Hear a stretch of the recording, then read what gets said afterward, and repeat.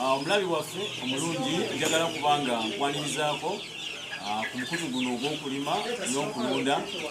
Mwebale bane kubanga mutugoberera, mwebale kubanga mutufolowinga, mwebale na commentinga balidawe, mwebale kusubscribinga ku mukutu guno, era mwebale kubanga musharinga linki ku mukutu guno ogw'abalunzi n'abalimi. Omulabi waffe omulungi kaso subscribinga fo tuza amaanyi tubanga twongera kubanga tukongerera amaanyi. Kati ndi wano okulaga okoko buno tukulungira, era nga bw'oli okubanga osobola okubanga okiraba embeera efaanako bwetyo. Okwenko zino zeetabiseemuuko, mulimu ezawukisa 2, mulimu eziwezezza ekisa 3, mulimu n'ez'omwezi. Lwakuba tuzitadde wano kubanga tubadde tuli kubanga tuzigema mu mbeera efaananako bwetyo.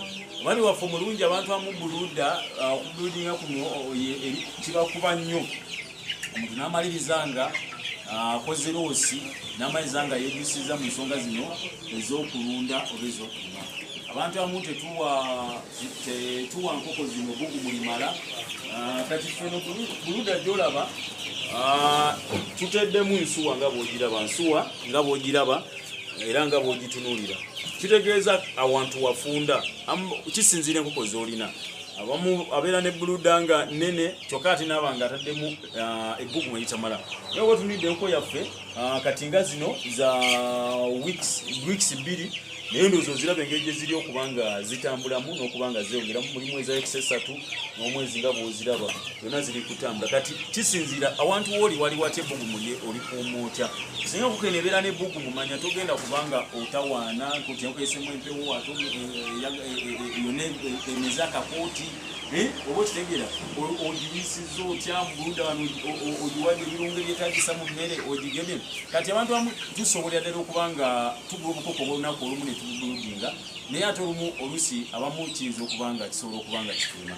Kati fe wano tusobola okubanga tukulaga bw'oba otubuukirizeeko enkoko ne tukulaga engeri gy'osobola okubanga obuludingamu enkoko ozirabiriramu okuuma otya ebbugumu. Tukanga tosobola kukola loosi, osobola okukozesa ensuwa eyabakozesa layiti n'ekisinziira enkoko zenkana zitya, era akozesa balubu, era akozesa amasigiri n'ekisinziira enkoko zenkana zitya. Kuba tulina n'esigiri nga osobola ogiteekamu amanda n'emala oluusi essaawa nga 5 ng'ekyakuuma ebbugumu, n'ekisinziira enkoko eyo wa wooli okubuludingiramu. Bwe mubuludingira ate muyise empewo, ate n'oteekamu obuntu obutategeerekeka mu mbeera efaananako bwetyo. N'olw'ensonga eyo omulabi waffe omulungi kutegeeza nti osobola okuma omutindo ogw'okubuludinga enkoko zo. Kasoozigema noziwa emmere ennungi, n'oba nga osobola okubanga okuma ebbugumu, wano ogenda kubanga ofunamu results ennungi nga bwe nkugambye. Naye abamu bino tusobola bifuna, era ogwetuka mbuuliza abantu nga mazima loosi olaba buntu butategeerekeka.